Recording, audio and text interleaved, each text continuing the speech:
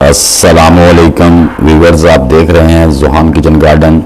तो आज हम बात करने वाले हैं कि भिंडी यानी ओगरा को ग्रो कैसे करते हैं। दूसरा, इसका ग्रो करने का सही मौसम कौन सा है, बीज कैसा होना चाहिए, पुटिंग कैसी बनाई जाए ताकि हम अपने पौधों से ज़्यादा और अच्छा फ्रूट ले सकें।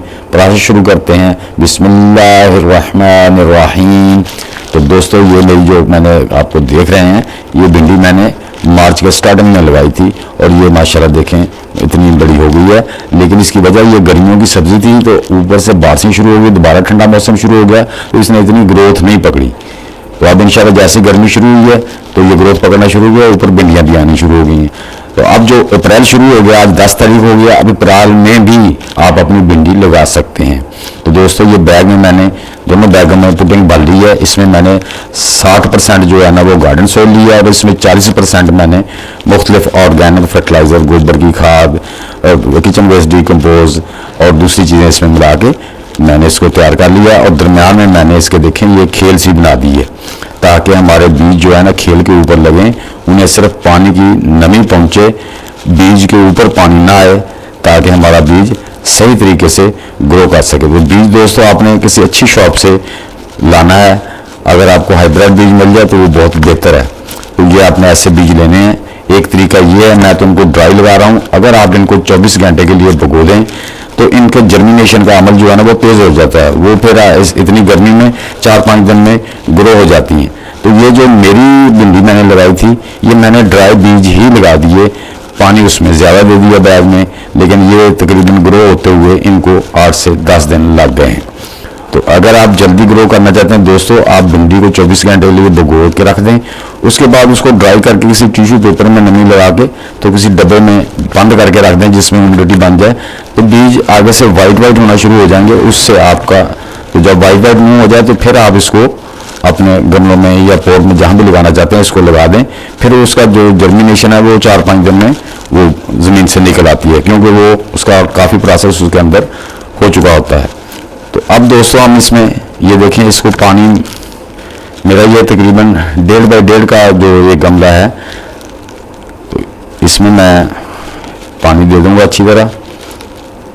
ये मैं पहले थोड़ा ही दूंगा, उसके बाद फिर दे देंगे। जब मिट्टी पी लेगी फिर और ज़्यादा दे देंगे। मैं तकरीबन 1.5 लीटर पानी एक गमले में डाल दूंगा ताकि मिट्टी अच्छी तरह नम हो जाए।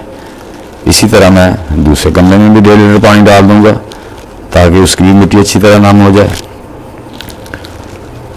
तो फिर हम उसके बाद बीज लगाने का प्रोसेस शुरू करेंगे।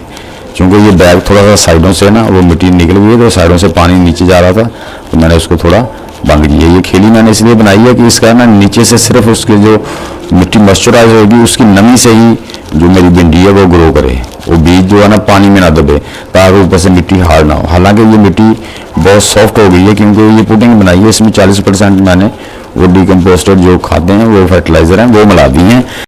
तो जैसे हमने पहले पॉट में 1.5 लीटर पानी दिया, अब हम इस पॉट में भी अपने इस ग्रो बैग में भी 1.5 लीटर पानी डाल देंगे। और इसके ऊपर जो खेल सी मैंने दरम्यान में बनाई है, इसके ऊपर पानी नहीं आने देना, क्योंकि हमने बीज लगाने हैं। बीज को सिर्फ नमी पहुंचे, ऊपर से उसके जो बीज लगाना, जहाँ से बीज निकलना वहाँ से मिट्टी जो है ना वो नम होकर हार्ड ना, उसके ऊपर पानी इसलिए नहीं देना ताकि वो हार्ड ना हो जाए, हमारा बीज जल्दी से जर्मिनेट कर रहा है।